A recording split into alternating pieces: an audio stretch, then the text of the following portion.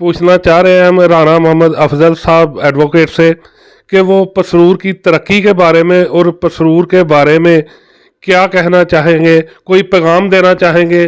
तो वो प्लीज़ हमें बताएं।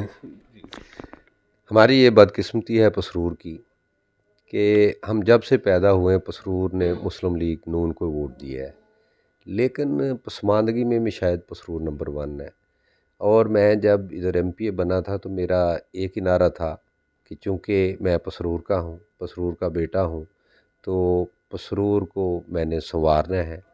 पूरे इलाके को तो तरक्की देनी है। हमें मौका नहीं मिला, मुझे जो 3 माह की हमें गवर्नमेंट थी, तो अब तक वो मेरे प्रोजेक्ट आगे होंगे आपके सामने कि हमने पूरे शहर के लिए सीवरेज का, पार्क्स का, हॉस्पिटल की अपग्रेडेशन, इसी तरह आपके कॉलेजेस हैं उनमें बीएस क्लासेस, और माशाल्लाह जो कि गवर्नमेंट डिग्री कॉलेज पसरूर में बच्चियों के लिए कामयाबी से शुरू हैं। तो मेरी ये कोशिश थी कि मैं 3 माह में पसरूर के सारे मसाइल ख़त्म करूँगा, लेकिन अनफॉर्चुनेटली वो गवर्नमेंट ना रही। और मैं समझता हूँ ये पसरूर का हक़ है, मुझ पर ये कर्ज़ है, और मैं अगर इलेक्शन में हिस्सा लेता हूँ या जीतता हूँ तो मेरा एक ही मकसद होगा कि ये जो हमारे सदियों से मसाइल हैं, मैं इनको अपनी पहली फुर्सत में हल करूँ। लोगों को साफ़ पीने का पानी मिले, सीवरेज का इधर मसला है वो हल हो, इनकी जो गलियाँ नालियाँ वो सड़कें, पशुओं का बाईपास, पार्क्स होने चाहिए, आपका हॉस्पिटल, इसी तरह तालीमी इदारे उनमें जो है ना गर्ल्स कॉलेज का जिस तरह हॉस्टल है और दूसरी क्लासेस हैं बीएस क्लासेस वो, और जो मेरी ख्वाहिश है और एक नारा भी है कि इंशाअल्लाह ताला कोशिश होगी कि पसरूर में यूनिवर्सिटी का कैंप आवाम के लिए कोई पैगाम, कोई मैसेज देना चाहते हैं?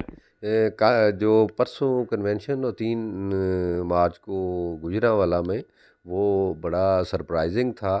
क्योंकि आम लोग समझते कि जितनी महंगाई है लोग नहीं आएंगे, लेकिन जितने लोग आए, जितने जलसागाह में थे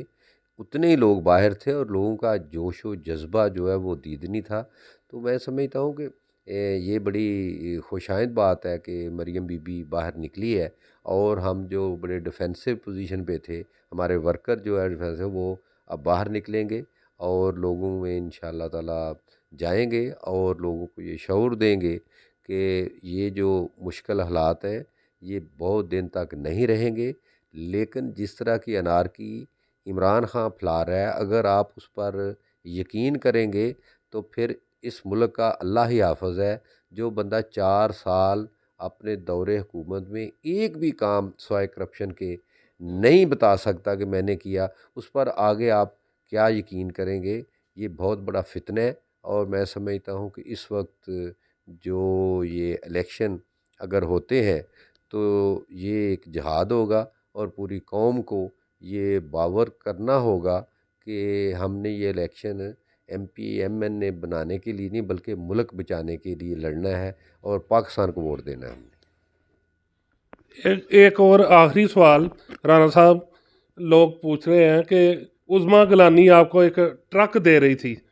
तो उसका क्या मतलब था? क्या वो नया निशान होगा नून लीग का, या वैसा ही कोई अज़राए मजाक वो आपको गिफ्ट दे रही थी? इसके बारे में ज़रा थोड़ा सा आगाह कीजिए। नहीं, ये एक्चुअली जो है ना ये जो ट्रक का ये उस दिन हुआ है, ये फ़वाद चौधरी और फैसल उसके भाई की जो ऑडियो लीक है बात कर रहे थे मुज़ाहिर नकवी साहब को, तो उसी का सिंबल है। अब मुख्तलिफ लोग इसकी जो तौजीहात पेश कर रहे हैं कि वो कहा जाता है कि 1 करोड़ को एक खोखा कहा जाता है और 1 अरब को एक ट्रक कहा जाता है। तो मेरे ख़्याल में तो यही बात, दूसरे मुझे सही तो नहीं पता, लेकिन इसी बात को लेकर जो है ना लोग आगे बढ़े हैं। जी बहुत शुक्रिया राणा साहब।